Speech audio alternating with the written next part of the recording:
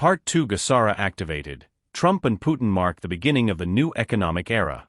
Behind the scenes of power, a profound movement is underway.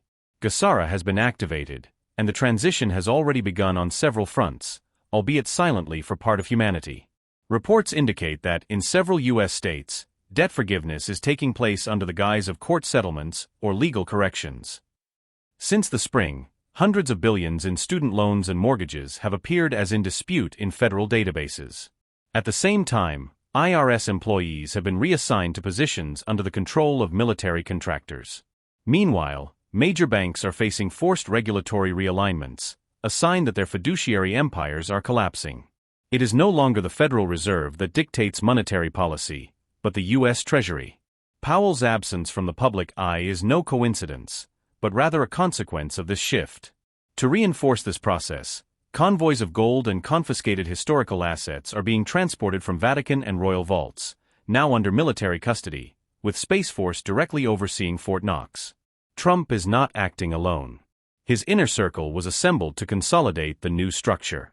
Names like Lutnick, Besant, and Witkoff are in charge of coordinating controlled economic zones and establishing quantum financial system connections between strategic states and military bases.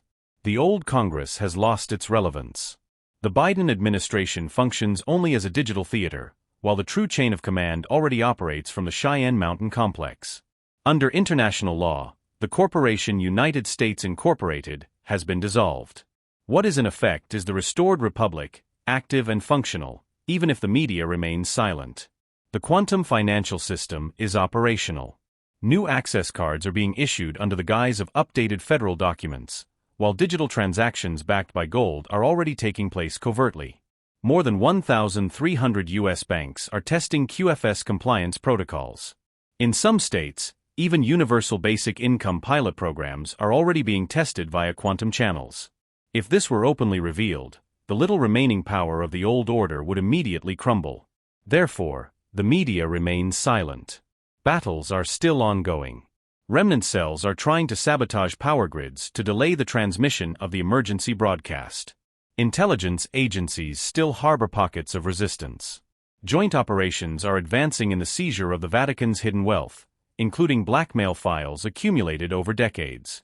Once these last barriers are neutralized, Trump is expected to present himself to the world and confirm the alliance's progress: a new gold-backed dollar, debt forgiveness, tax relief, and the restoration of sovereignty.